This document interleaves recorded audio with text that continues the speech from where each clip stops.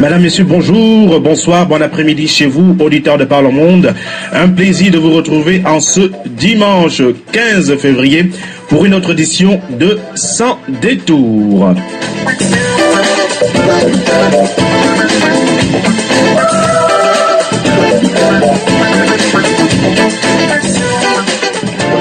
Sans détour de ce dimanche, pour vous servir, Chris West et Jolibo Koubet depuis l'Italie. Bonsoir Jolibo. Bonsoir Chris West, amis auditeurs. Bonjour, bonsoir. Voilà, dans cette édition de Sans détour, nous nous intéressons ce dimanche à la situation en Ukraine. Oui, une situation en Ukraine, avec notamment la signature jeudi dernier dans la capitale biélorusse, Minsk, d'un accord qu'on a baptisé Minsk 2, qui vient après le premier accord intervenu le 5 septembre 2014, je voulais dire. Un accord, malheureusement, le premier Minsk 1 qui n'avait pas été suivi de résultats concrets. La guerre a continué et Minsk 2 donc arrive avec l'espoir de mettre fin à la guerre en Ukraine, qui a déjà fait au bout de 10 mois 5500 morts, mais déjà à peine le cessez-le-feu entre en vigueur le 14 février, c'est-à-dire hier, qu'on annonce déjà sa violation. Il sera question dans cette émission d'analyser les enjeux de ce deuxième accord de Minsk. La paix en Ukraine est-elle possible? Quels sont les enjeux géopolitiques de cette guerre à l'est de l'Ukraine? Quel est l'intérêt de la Russie? Est-ce que la Russie, quel est l'intérêt de la Russie à soutenir les pro-russes? Quel est l'intérêt d'Obama? Pourquoi est-ce que l'Union européenne aujourd'hui mise sur la négociation au lieu des sanctions? La ligne qui était adoptée il y a quelques instants, ce sont ces éléments-là que nous allons aborder avec trois invités qui sont des habitués de Cameroun Voice. Nous les avons déjà invités une première fois quand nous parlions, quand la guerre en Ukraine avait éclaté après les événements du Maïdan.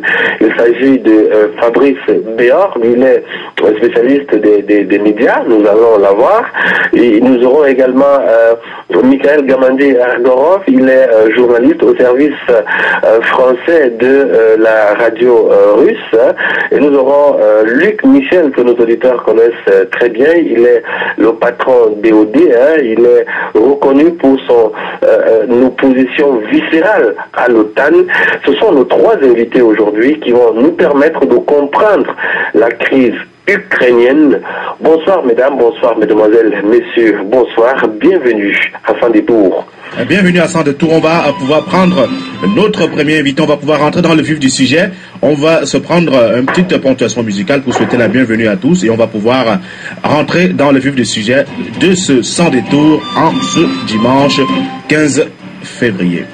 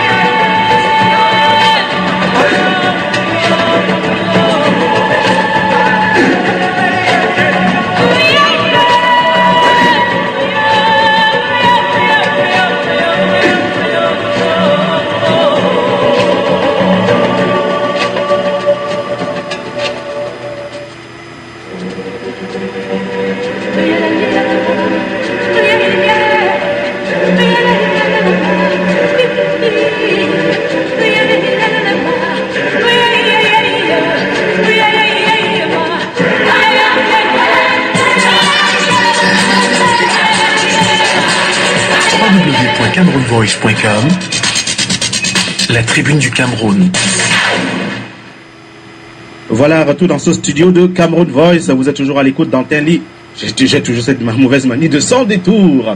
Sans détour en ce dimanche 15 février. Et Jolibo, nous avons avec nous notre premier invité au bout du fil, dont nous rejoignons du côté de la Russie. Oui, notre premier invité s'appelle Mikhail Gamandi-Ergorov, c'est aussi un habitué de Cameroun Voice. Hein.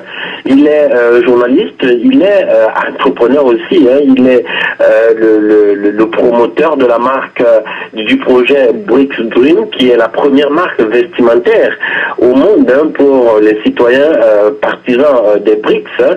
Et je disais, il est journaliste chroniqueur pour le service francophone de l'agence russe d'information internationale, Russia Segonia, Radio Sputnik en France. Il est également partisan du partenariat Afrique-Russie. Mikhail Gamandi-Ergorov, bonsoir.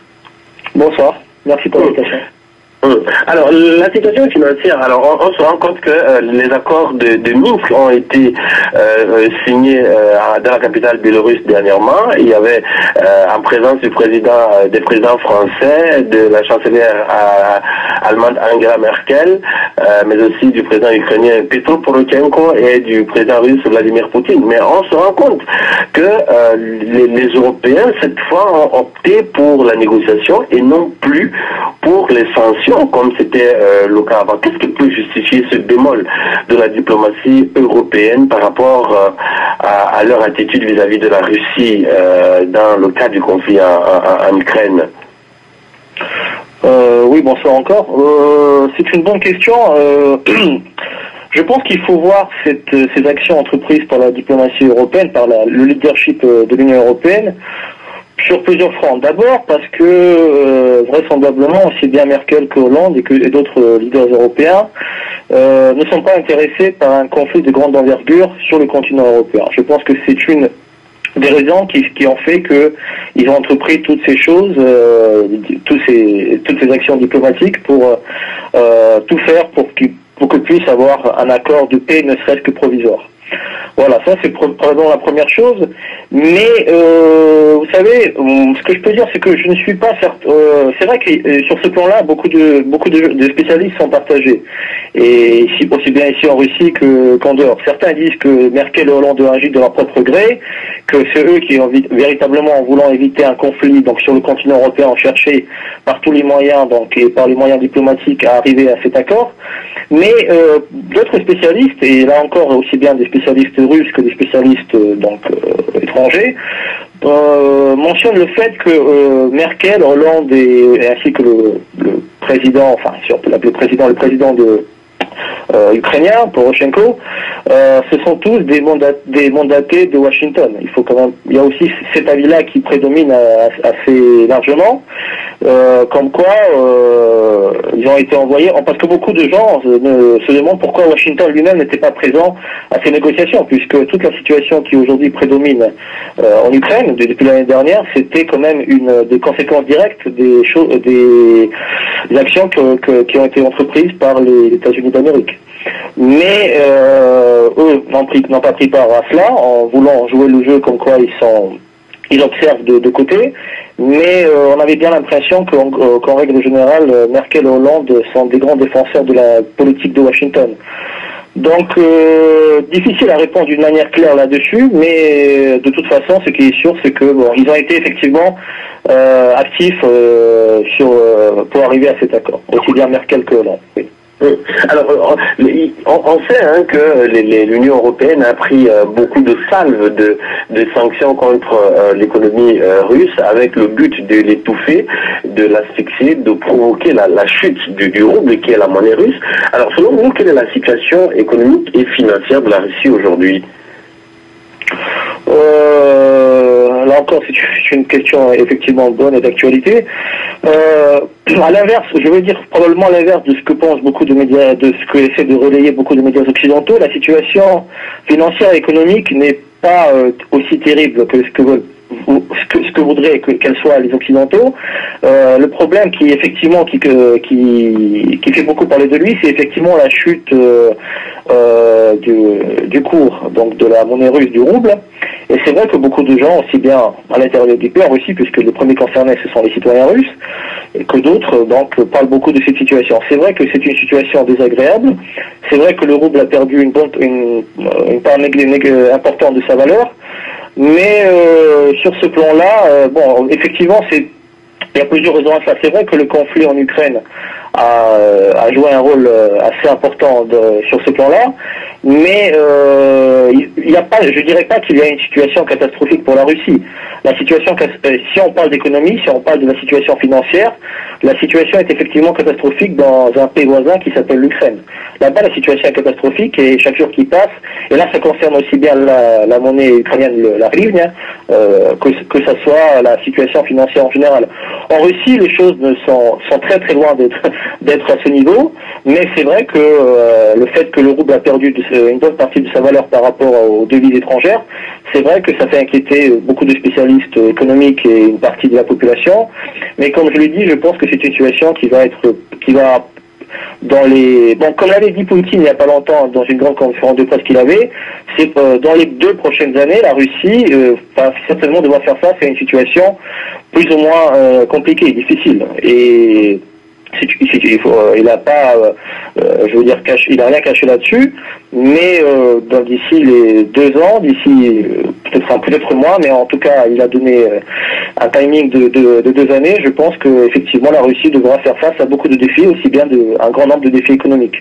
Mais je répète encore, je ne crois pas que ce soit catastrophique. Voilà. Alors, il parle là de 2 ans, mais maintenant, alors, à l'heure actuelle, quelles ont été les principales conséquences des sanctions européennes contre l'économie russe? Est-ce que c'est palpable, ces sanctions, dans le quotidien des Russes aujourd'hui? Je ne dirais pas que cela ait eu l'effet peut-être escompté par les Occidentaux du point de vue que la population russe est très loin de la panique. Les gens, très très globalement, poursuivent leur vie comme ils ont toujours été, ils travaillent, ils font leurs plans, qu'ils soient employés ou qu'ils soient entrepreneurs ou hommes d'affaires. Mais c'est vrai que le principal coup, je pense, probablement a touché les petites et moyennes entreprises russes qui importent. Eux ont été véritablement touchés. Pourquoi? Parce que quand ils importent donc tel ou tel produit, peu importe que ce soit les produits alimentaires ou les produits technologiques, ils payent évidemment en devises, que ce soit l'euro ou en dollars américains. Évidemment, aujourd'hui, vu que le rouble a perdu une bonne partie de sa valeur face à ces devises, ils doivent dépenser plus de roubles que c'était le cas auparavant. Évidemment, ça les met dans une situation difficile. Et eux, évidemment, sont probablement les plus ils font partie des plus touchés. Par contre, si l'on parle au contraire des exportateurs, eux, au contraire, dans cette situation, je dirais, ils sont dans une situation plutôt bonne. Enfin, en tout cas, elle n'est pas mauvaise, parce que les exportateurs russes, là encore, peu importe les produits qu'ils exportent, en vendant à l'étranger, que ce soit dans les pays, donc les partenaires principaux aujourd'hui de la Russie, en Chine, dans les pays BRICS ou en Amérique latine, eux reçoivent donc de la devise et cela leur apporte plus de roubles que ce que cela leur aurait apporté auparavant.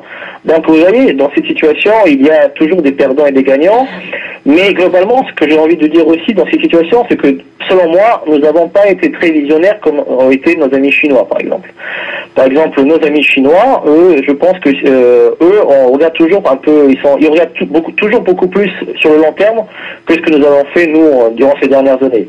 Tout d'abord parce que nous n'avons pas suffisamment ces dernières années, selon moi, diversifié nos relations économiques avec le monde entier.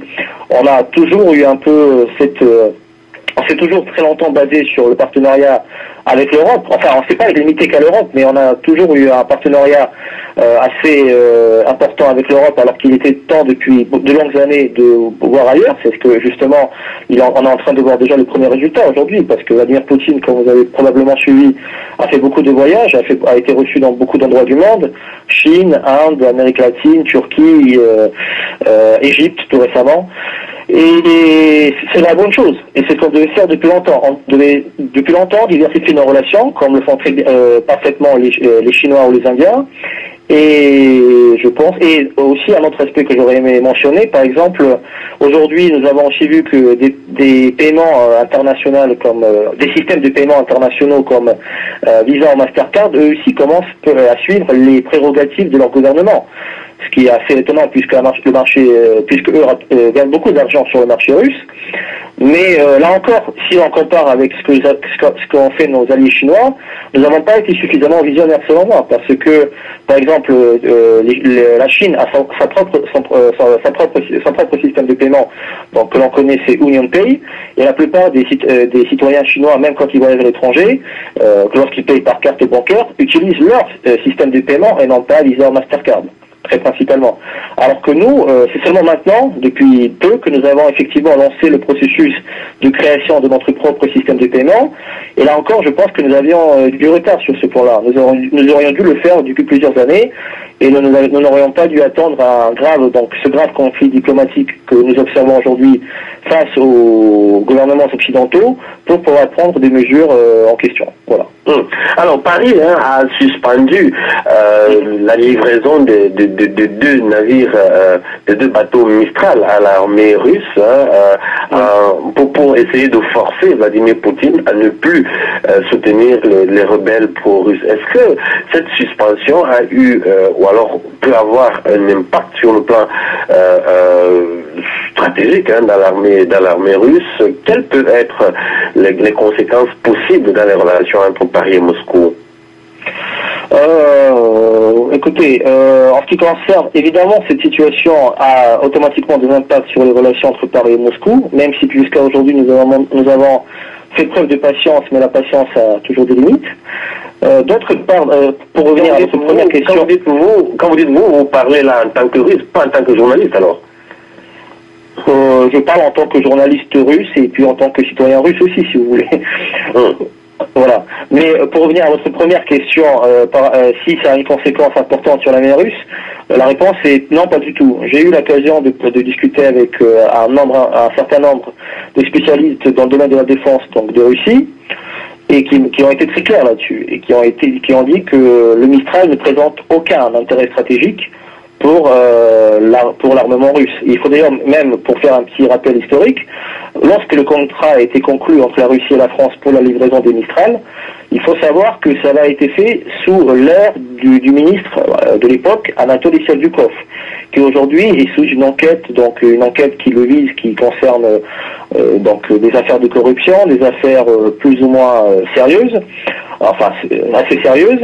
Et ce monsieur, disons, je ne suis pas le seul à le penser puisque moi je ne suis pas proprement dit un spécialiste de la défense, mais beaucoup de spécialistes de la défense s'accordent à dire que lorsque lui avait géré donc ce secteur qui est très important pour n'importe quel pays et pour la Russie évidemment aussi, beaucoup d'erreurs ont été faites durant son ère. Et c'est justement lui qui avait voulu faire commande du Mistral. On ne connaît pas d'ailleurs toutes les raisons pourquoi il avait tellement voulu avoir donc ces deux navires porte hélicoptère Mistral.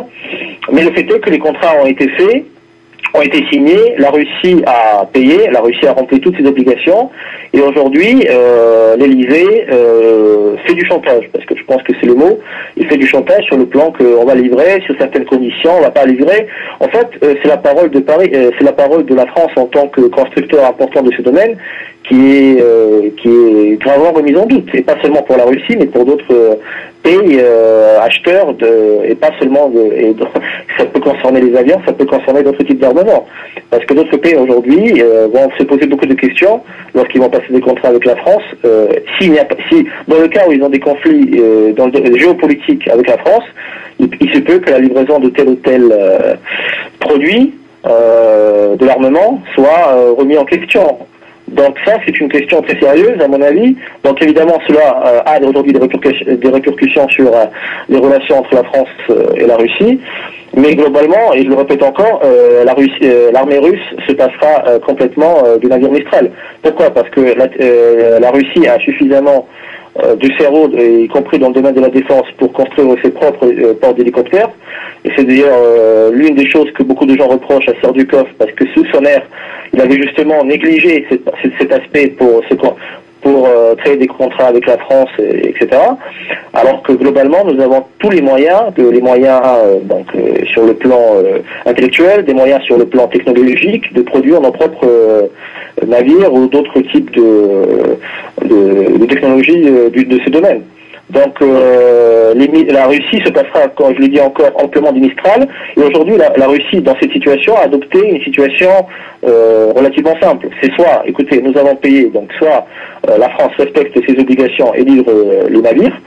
Si elle ne livrait pas, la Russie porte évidemment plainte. Et là, c'est la justice, c'est les tribunaux internationaux dans ce domaine, donc du commerce, qui vont s'en occuper. Donc elle doit être remboursée. Et en plus d'être remboursée en termes d'intégralité, la France va devoir payer une très grosse amende qui, je pense que ça va être un coût bien important au budget français. C'est tout ce que je peux dire là-dessus pour le moment. Mais pour l'instant, la Russie a été toujours patiente, mais je le répète encore, la patience a toujours des limites. Donc on verra dans les prochains 2-3 mois, je pense qu'on aura encore plus, on en saura plus d'ici 2-3 mois. Vladimir Poutine, le président russe, a toujours nié son implication dans la crise dans l'est de l'Ukraine. Le Kremlin a toujours nié de soutenir militairement les rebelles pro-russes. Aujourd'hui, est-ce que ce n'est pas évident que la Russie soutient militairement les rebelles pro-russes à Donetsk? Je ne crois pas je ne crois pas. Je pense que jusqu'à aujourd'hui, le seul soutien que l'on a vu de la part de la Russie envers je pense qu'on peut le dire aujourd'hui ouvertement, l'ex-sud-est ukrainien, donc en l'occurrence la République populaire de Donetsk et de Lugansk, c'est un soutien diplomatique et humanitaire. Certes, la Russie a envoyé et continue d'envoyer plusieurs aides donc humanitaires, des convois humanitaires pour soutenir la population qui est toujours qui se trouve dans une situation très très difficile sur le plan humanitaire. Et diplomatiquement, évidemment, la Russie a fait savoir que les voix des habitants donc de Donetsk et de Lugansk, ce que l'on appelle l'État de Novorossiya, donc ou en français Nouvelle-Russie, il faut que les voix des habitants de ces régions soient entendues. C'est tout. Et je pense que jusqu'à aujourd'hui, la Russie a... si militairement la Russie aurait véritablement aidé, comme le prétendent les élites occidentales, je pense qu'aujourd'hui, les républiques populaires de Donetsk et de Lugansk ne se limiteraient pas uniquement à ces deux régions, mais seraient beaucoup plus au-delà. Je pense qu'aujourd'hui, la Russie a été assez beaucoup retenue dans cette situation. Et si évidemment, et puis d'autre part, faut pas oublier que l'écrasante majorité des personnes qui aujourd'hui combattent face aux forces de Kiev, à 95%, ce sont des habitants locaux. Ce sont des habitants de Lugansk, de Donetsk et des autres localités. Il n'y a pas de force russe là-dedans comme le prétend ardemment Kiev et Washington. Et là encore, je répète, s'il y avait des forces armées russes aux côtés donc de Lugansk et de Donetsk, il est clair que l'armée ukrainienne n'aurait pas tenu bien longtemps. Je pense que c'est tout à fait évident. Même les spécialistes de l'OTAN et les spécialistes de l'OTAN le disent, qui ne sont pas aujourd'hui en poste, mais pour ceux qui aujourd'hui sont à la retraite, le disent ouvertement. Donc je pense que sur ce plan-là est tout à fait clair. Après, s'il y a des volontaires et des bénévoles qui viennent de Russie, et pas seulement de Russie, et pour se battre aux côtés des républiques populaires de Donetsk et de Lugansk, et qui représentent donc les 5% restants de combattants, évidemment personne ne peut arrêter quelqu'un qui part là-bas par sa volonté de cœur. D'autant plus qu'il n'y a pas que des citoyens russes. On l'a vu, il y a des citoyens espagnols, des antifascistes espagnols qui ont rejoint la résistance donc de Novorossiya. Nous avons, il y a des Français, il y a même un citoyen brésilien qui est là-bas. Je veux dire, c'est véritablement une internationale antifasciste qui combat aujourd'hui aux côtés des républiques populaires de Donetsk et de Lugansk. Mais j'insiste encore que 95% des combattants sont des habitants locaux qui ont pris les armes pour défendre leurs droits. Et par rapport à votre question, la Russie, c'est jusqu'à maintenant véritablement limité à l'aide humanitaire et au soutien diplomatique pour faire avancer les voies donc de Novorossiya. Et je pense que c'est tout à fait légitime. À un moment, on a craint un affrontement direct entre les États-Unis et la Russie. Est-ce que l'OTAN a les moyens d'affronter, d'engager militairement des troupes en Ukraine? Est-ce que c'est possible un affrontement entre la Russie et l'OTAN aujourd'hui sur le terrain ukrainien?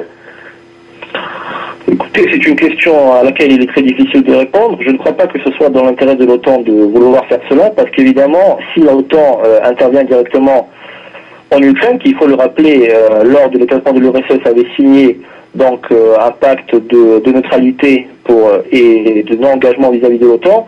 Si évidemment l'OTAN intervient directement, c'est sûr que la Russie ne va pas rester les bras croisés, il y a bien des mesures qu'elle va entreprendre. Mais après, est-ce que ça va aller jusqu'à un affrontement direct? Ça, c'est très difficile à dire. Je pense que les dirigeants, même si les élites occidentales aujourd'hui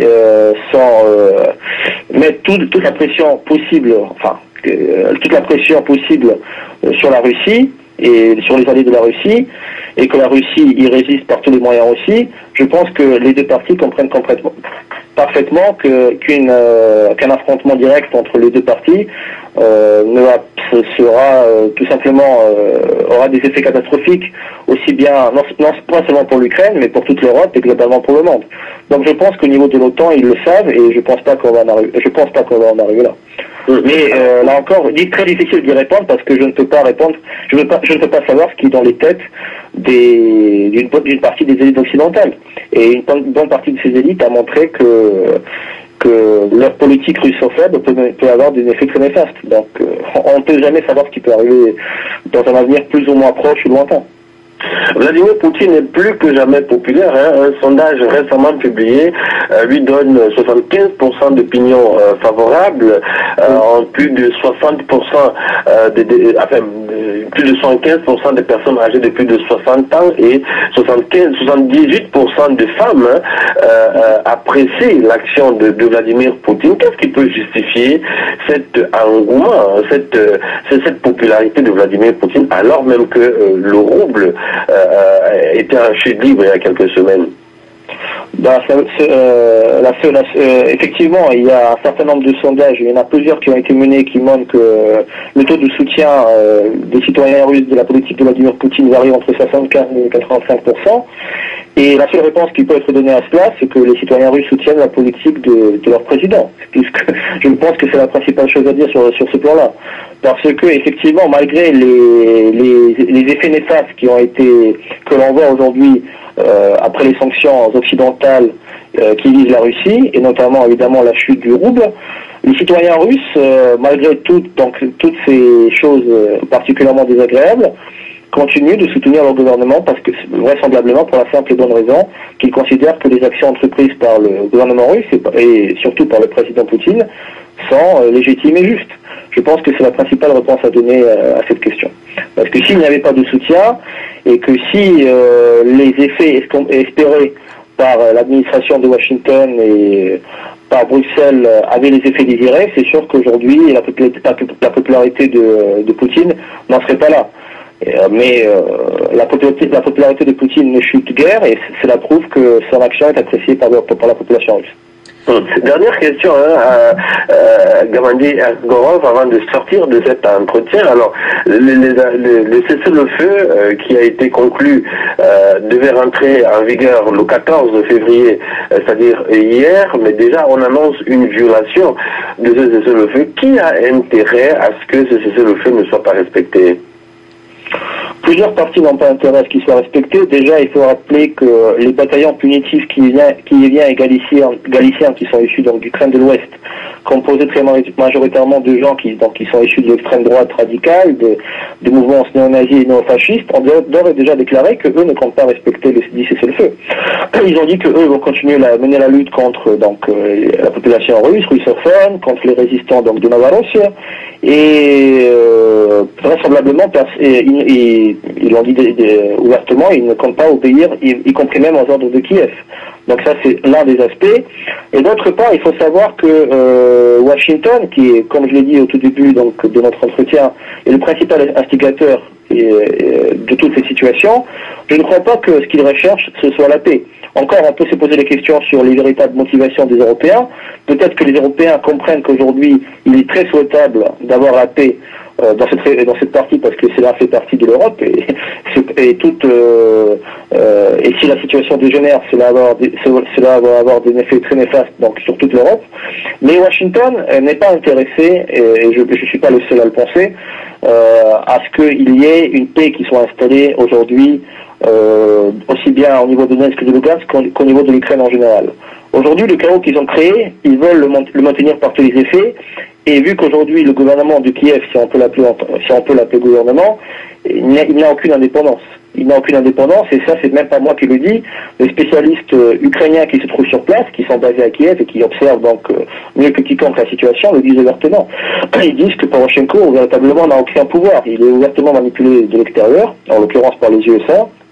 Et dans cette situation, espérer qu'on obtienne une paix durable, c'est très difficile, et surtout, comme on l'a déjà mentionné aussi, lorsqu'il y a à côté des bataillons néo-nazis et néo-fascistes d'extrême droite qui ne veulent en aucun cas respecter le cessez-le-feu.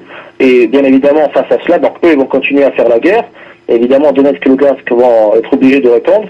Alors, je pense que fort malheureusement, cet accord, enfin, évidemment, il faut bien qu'on garde un semblant d'optimisme, mais malheureusement, je crois qu'il y a de très grands risques que cela dégénère de nouveau en une confrontation armée.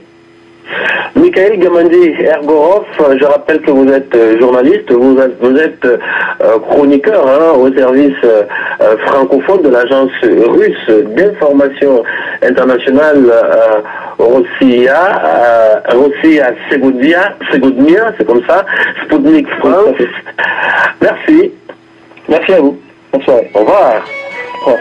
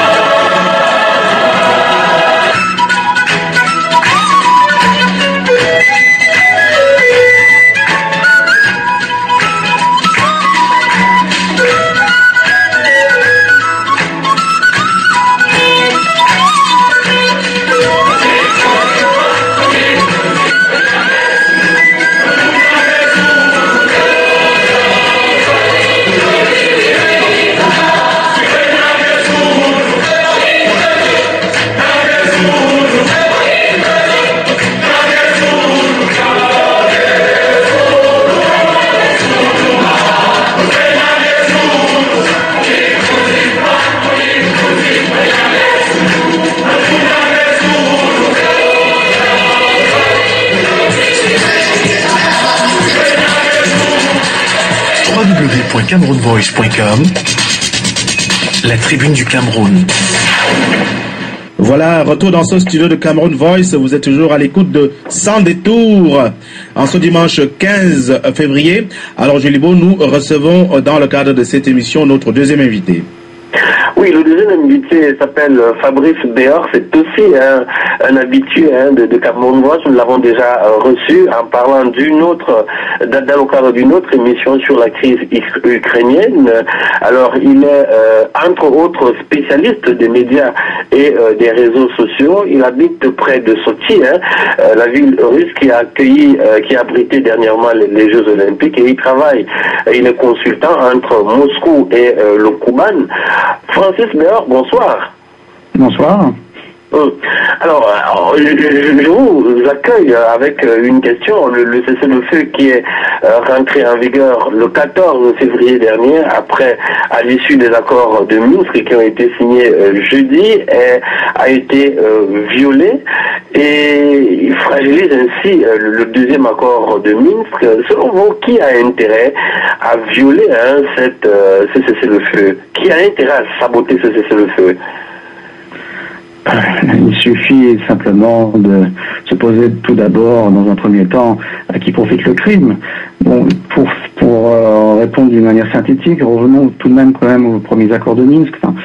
Revenons toujours, parce que dans la propagande, dans les médias de l'OTAN, la propagande occidentale, il faut l'appeler comme cela, tout de même, on parle toujours de l'agresseur russe. Bon, sauf que, comme l'a indiqué le précédent intervenant, Mikhail Egorov, il est évident que les pays de l'OTAN, comme l'Ukraine, n'a jamais pu apporter la moindre preuve de ces dires, la moindre preuve matérielle.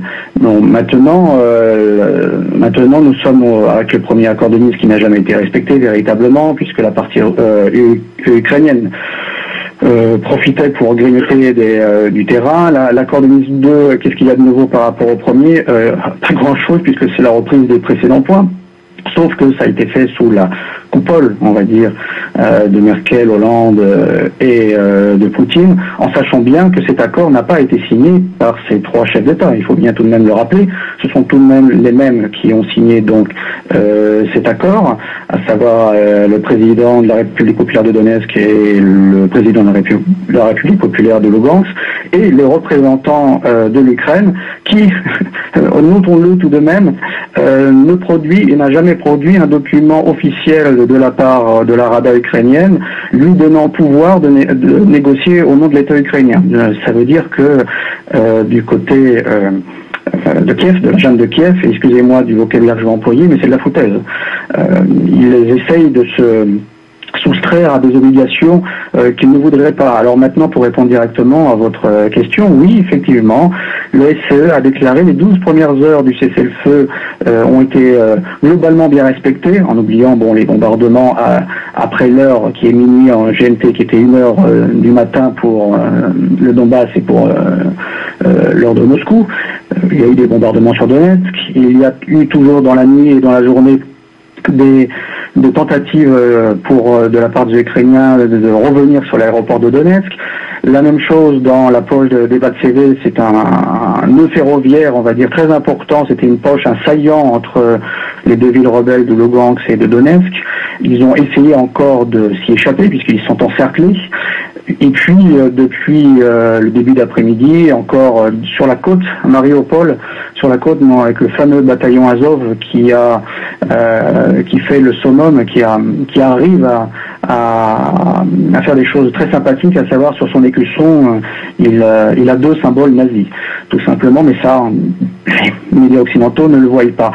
Ces gentils, donc, démocrates nazis, donc, ont attaqué de nouveau les villes tenues par les républicains du Donbass en tout début d'après-midi. Donc effectivement, le cessez-le-feu n'existe pas. Il y a moins de tirs d'artillerie, il faut quand même tout de même le noter, mais les combats, tout du moins, pas Mariupol, puisque ça continue, mais tout du moins dans le nord. Pour autant, les combats au mortier, à l'arme légère et à la mitrailleuse ont toujours cours, selon les contacts que j'ai pu avoir cet après-midi sur Donetsk, plus particulièrement. À qui profite le crime? Mais il faut savoir que à Kiev, la junte n'est pas monolithique. Il y a les gens qui sont là parce que par la volonté de Washington, il y a d'autres gens qui sont là par la volonté de Berlin, donc chacun n'a pas les mêmes accointances. Poroshenko, c'est pas le pire dans la junte. Le pire, c'est le premier ministre, Yatsenyuk, avec le ministre Avakov et le Komorski, un des plus grands oligarques qui finance tous les bataillons de volontaires, entre autres le bataillon de Pravi Sector, les nazis locaux. Donc tout le monde a ses intérêts, puisque la seule chose qui compte en Ukraine, la seule vraie question qui est importante, c'est qui se pose toujours en Ukraine, c'est combien. Il n'y a que l'argent qui compte. Le patriotisme ukrainien, ça c'est les imbéciles, les idiots utiles et malheureusement qui servent de chair à canon et qui meurent tous les jours dans le Donbass pour défendre une Ukraine mythique. Donc les États-Unis, aujourd'hui, le Pentagone vient de déclarer qu'il fallait réagir avec vigueur et non avec faiblesse vis-à-vis de Moscou. Donc vous comprenez bien ce que cela veut dire. Washington n'était pas présent, Obama ou quelqu'un d'autre n'était pas présent pendant les négociations à Minsk, donc cela veut bien dire aussi quelque chose. Les Anglais viennent de vendre du matériel directement et officiellement. Donc évidemment, aujourd'hui, il y a, comme disait Mikhail Egorov précédemment, c'est les Européens de l'Ouest ne veulent pas que la guerre dégénère. Les Américains veulent que la guerre perdure, puisque si la guerre perdure, c'est une justification pour que l'OTAN puisse continuer à exister et donc à contrôler politiquement et militairement l'Europe de l'Ouest. Alors, on parlait tout à l'heure de l'accord de Minsk 1 qui avait été, lui, signé le 5 septembre 2014. On sait qu'il avait échoué, il avait fait un long feu. Alors, qu'est-ce qui peut faire croire aujourd'hui que l'accord Minsk 2, qui est en effet la réplique de Minsk 1, pourra, lui, prospérer?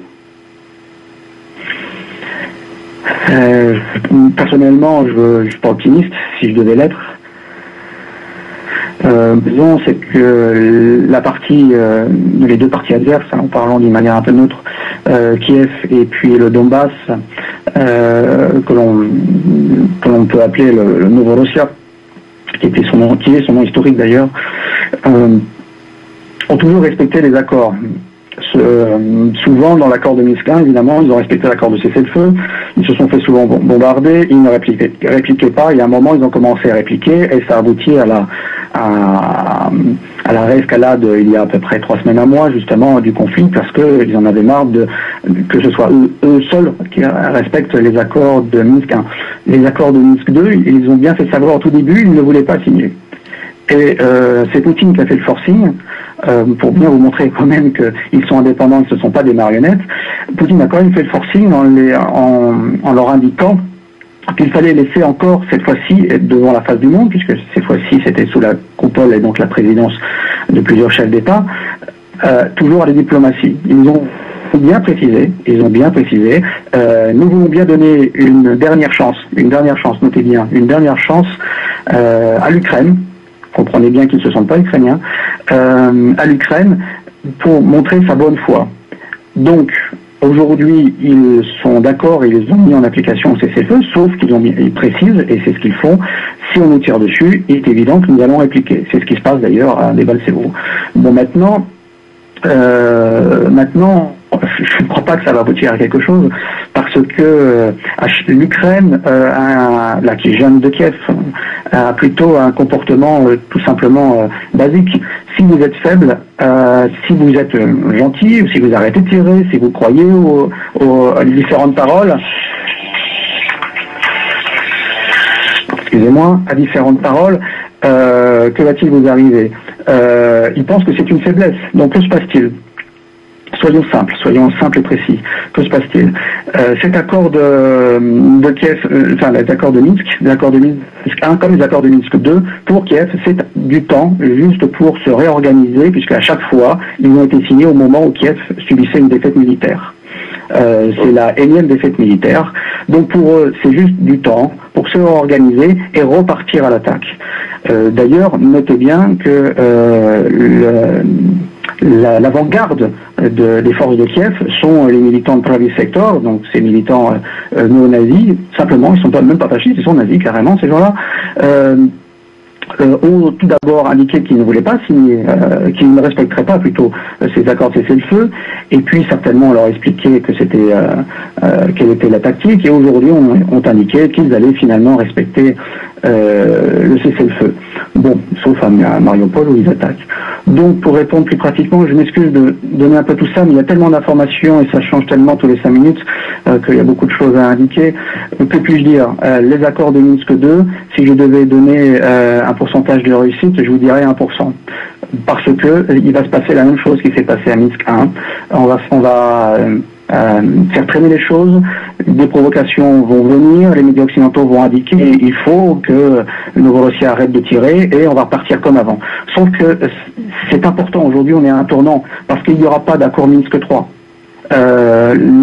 L'état d'esprit à Donetsk et à Lugansk, c'est la dernière chance. Et si ils devaient refaire le même coup qu'à Minsk 1, attendre des mois pour refaire une attaque, il y a une chose qui est évidente, c'est que si la guerre effectivement reprend, il n'y aura pas de nouveau accord. C'est soit l'un ou soit l'autre camp qui va gagner. Ce qui veut dire que ce sera la fin de la gêne de Kiev. Et sans la guerre d'ailleurs, la gêne de Kiev, qu'est-ce qu'elle peut faire justement?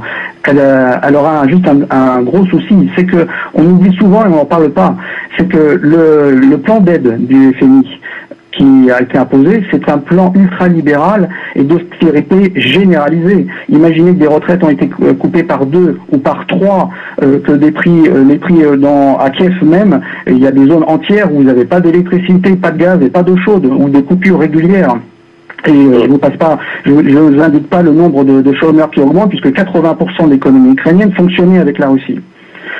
Donc s'il n'y a pas cette tension guerrière, l'aspect social va revenir. Et si l'aspect social va revenir, effectivement, il y aura certainement de nouveaux gens dans la rue. Mais ces gens-là feront, comme on dit, un Maïdan, mais ce sera un Maïdan social. Et je pense que ce sera la fin de la gêne de Kiev. Donc, Kiev n'a pas intérêt à faire la paix. Ils n'ont pas intérêt à faire la paix. Alors, Fabrice, bien, faisons un peu de la science-fiction. Hein. Alors, si ces accords de Minsk 2 échouent, vous avez prévu, vous prédisez qu'il n'y aura pas d'accord Minsk 3, alors ça sera la guerre totale.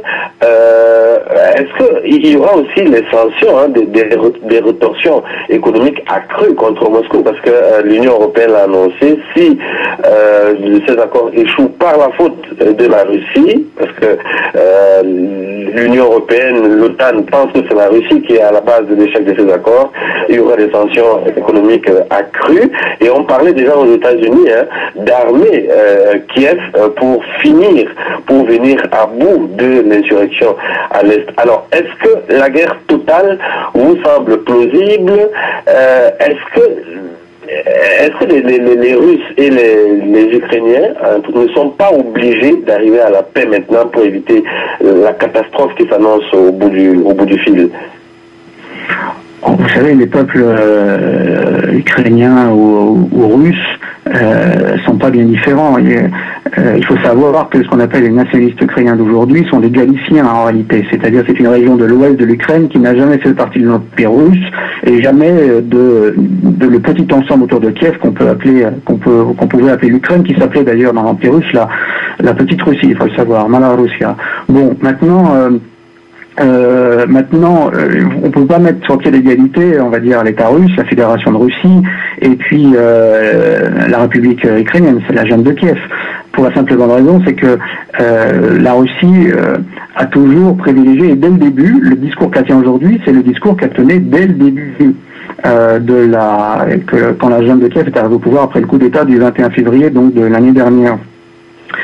La Russie n'a pas intérêt à la guerre, elle n'a jamais eu l'intérêt. Si elle voulait faire la guerre, elle serait déjà à Kiev. C'est pas compliqué, l'armée ukrainienne n'est pas une armée, pour 2 raisons, parce qu'ils sont désorganisés, parce que c'est une corruption généralisée, parce qu'il n'y a pas de patriotisme ukrainien, il y en a très peu. et le nationalisme ukrainien qui sont des Galiciens. Depuis des années, justement, c'est arrivé, ça a commencé avec la veuve de Bender, donc la fameuse idole de tous ces gens-là, de la Jeanne de Kiev, qui n'est simplement qu'un collaborateur de l'Allemagne du Troisième Reich. Ça a commencé culturellement et ça a commencé après, c'est arrivé dans plusieurs couches de la société et c'est arrivé justement à ce pic d'extrémisme où certaines personnes parlent de l'Ukraine, mais d'une façon mythique, une Ukraine qui d'ailleurs n'a jamais existé. Alors pour revenir maintenant plus pratiquement, vous me posez la question, l'Ukraine, effectivement, et la Russie n'ont pas intérêt à la guerre, mais ça c'est une évidence. C'est une évidence parce que économiquement, ça apporte aussi quelques préjudices à la Russie, puisque, comme je vous ai dit, beaucoup d'entreprises ukrainiennes ne travaillent qu'avec la Russie. Déjà, premièrement. Deuxièmement, il y a des liens humains. Moi, dans ma famille russe, du côté russe, je puis vous dire que on ne peut pas trouver dans une famille russe, en général, quelqu'un qui n'a pas quelqu'un de sa famille qui soit ukrainienne. Moi, ma belle-mère est certainement, si on prend ses parents, certainement ukrainienne. Bon, vous voyez, donc c'est pas une question de conflit entre peuples, c'est un conflit politique et ici géopolitique. Mais Kiev, on peut pas analyser d'une manière froide, comme on devrait le faire en géopolitique ou en politique internationale, avec les gens qui sont au pouvoir à Kiev. Je pourrais vous faire une liste de déclarations les plus farfelues les unes que les autres. Nous sommes dans un monde de fous. Il faut vraiment s'en rendre compte. Je suis les médias russes, je suis les médias occidentaux, je suis les médias ukrainiens. Pour me faire une idée plus précise.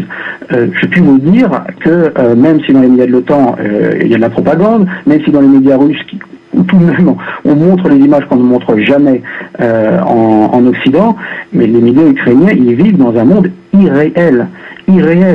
Ils parlent de choses qui n'existent pas, ils parlent de victoires qui n'existent pas, ils parlent de soldats russes qui n'existent pas, ils n'ont jamais montré quoi que ce soit. Poroshenko qui montre les passeports de soldats russes, il est évident que lorsqu'on est en opération spéciale, un soldat de quelle que soit son armée se balade avec son passeport. C'est une évidence. Et avec son papier d'immigration, parce que il faut connaître certaines choses quand ils montrent les photos.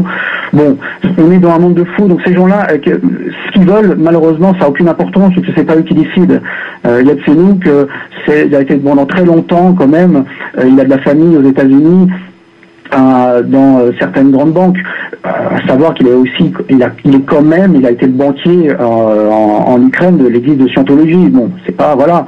Maintenant, Poroshenko, il est là, pourquoi? Parce qu'il a certainement sa fortune aussi à l'étranger, et qu'en même temps, on lui a expliqué que, bon, si vous voulez conserver sa fortune, il fallait qu'il soit gentil. Donc, on est dans un monde un peu réel où les seuls qui tirent les ficelles, c'est Washington, c'est une évidence. Donc, sérieusement, je ne crois pas qu'il y aura une résolution par l'intermédiaire de l'accord de Minsk, parce qu'il y a un élément perturbateur dans l'équation, ce sont les États-Unis, comme toujours. Dernière question pour sortir de cet entretien. Fabrice Béard, on a signalé la semaine dernière et celle d'avant des manœuvres militaires russes en Crimée. Est-ce que Moscou se préparait déjà au pire? Imaginez bien que lorsque vous avez un conflit armé, une guerre civile armée de haute intensité à vos frontières, c'est une évidence que vous faites ce qu'il faut pour craindre les débordements. Maintenant, plusieurs fois, il y a eu quand même des déclarations officielles et des mouvements de troupes ukrainiennes en direction de la Crimée. Ça, il faut aussi le rappeler. On en parle moins souvent, mais c'est aussi une réalité. Et puis, mieux vaut montrer les dents que mordre. Donc, c'est une politique de prudence de la part de la Russie. Maintenant, c'est aussi une politique pas totalement vis-à-vis de l'Ukraine, mais aussi vis-à-vis de l'US Navy, qui est en mer Noire, donc, et qui se rapproche de plus en plus à chaque fois des eaux territoriales russes. Donc, c'est juste il n'y a rien d'anormal, et c'est pas une politique d'avertissement, et c'est pas une politique de préparation d'invasion, puisque je vous le dis, si franchement Moscou avait voulu faire cela, elle aurait fait depuis certainement le début, ce serait terminé, il n'y aurait pas eu autant de morts, et on n'en parlerait plus à l'heure d'aujourd'hui. Oui, mais Moscou ne pouvait pas le faire. Moscou ne pouvait pas le faire aussi directement pour ne pas s'attirer les foudres de la communauté internationale. Peut-être voulait-elle passer à agir par rebelles pro-russes interposés, non? Ça, c'est la politique américaine par intermédiaire. Mais la Russie ne considère pas l'Ukraine comme un pays étranger, comme un pays souverain jusqu'à présent, puisqu'elle n'a jamais renié ses frontières. Maintenant, certains disent que la Russie a annexé la Crimée. Alors bon, moi j'appelle plutôt ça un retour de la Crimée à la Russie, puisque historiquement, la Crimée n'a jamais fait partie de cet ensemble qu'on a appelé ukrainien. Il faut savoir d'ailleurs que même jusqu'à pendant l'Empire tsariste, l'Ukraine, c'était des régions autour de Kiev et ça s'arrêtait de là, parce que déjà la Ganiste à l'ouest, où il y a son origine, la plupart des extrémistes nationalistes ukrainiens n'étaient pas dans l'Empire russe, et puis secondo, toutes les villes du sud et de l'est qu'on appelle cet ensemble qu'on appelle Novorossiya étaient russes. Donc historiquement, si on veut la Russie avait toutes les justifications, mais la Russie, dans sa grandeur et dans son malheur quelquefois, est très légaliste. Et donc, elle n'a jamais remis en cause ses frontières. Et si elle voulait le faire, croyez-moi, connaissant l'état d'esprit russe, il l'aurait déjà fait. La Russie, c'est pas le pays de la retenue. Soit on est très poli, ou soit effectivement on passe à l'action. Il n'y a pas les discussions ad vitam aeternam qu'on aime bien au sein des cabinets feutrés de la Commission européenne et des cabinets des think tanks américains, des néoconservateurs américains. Non. C'est pas le genre de la maison, comme on dit. Fabrice Béor, nous vous remercions pour votre disponibilité et nous comptons sur vous chaque fois qu'on aura besoin de vous. C'est un plaisir de vous avoir sur nos antennes. Tout à fait. Puis-je rajouter quelque chose? D'accord, allez-y. Puis-je rajouter quelque chose, puisque nous avons énormément de... il y a aussi une dimension humaine à toute cette tragédie. Parce que cela déchire des familles en Ukraine même. Il faut savoir que Lyushko, qui est un des députés du Parti radical, le leader qui fait dans le patriotisme ukrainien excessif, il faut savoir que sa sœur est du côté des républicains dans la République populaire de Lugansk. Donc vous voyez bien comment ça déchire. Il y a des familles entières qui ne sont pas, qui sont d'un côté comme de l'autre. Il arrive dans le sud que vous avez le fils qui est dans le bataillon Azov, et vous avez le père qui vit du côté de la République populaire de Donetsk. Vous avez énormément de réfugiés. Moi qui habite dans le sud de la Russie, et la plupart du temps, quand je ne voyage pas, je peux vous dire que la quantité de réfugiés ukrainiens est importante. Tous les jours, il suffit de voir les voitures qui sont présentes avec les plaques ukrainiennes. C'est une augmentation flagrante. Donc lorsque j'entendais les représentants américains dire que ces Ukrainiens étaient là juste pour rendre visite à leur grand-mère, alors qu'ils avaient perdu leur maison, des fois certains leurs femmes, et beaucoup des fois même leurs enfants, des parents, ce ne sont pas des paroles qui seront pardonnées, croyez-moi. Maintenant, je rajoute juste une chose, c'est que dans tous ces conflits, on parle de ces conflits géopolitiques, et c'est un conflit géopolitique.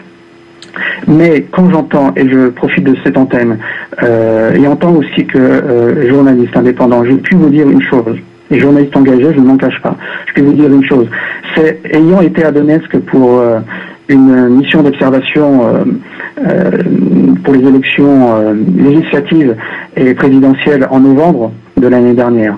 J'ai pu constater sur place, et depuis les correspondants que j'ai pu me faire également, j'ai pu constater sur place et j'ai pu voir de mes propres yeux les gentils bombardements de l'Ukraine démocratique.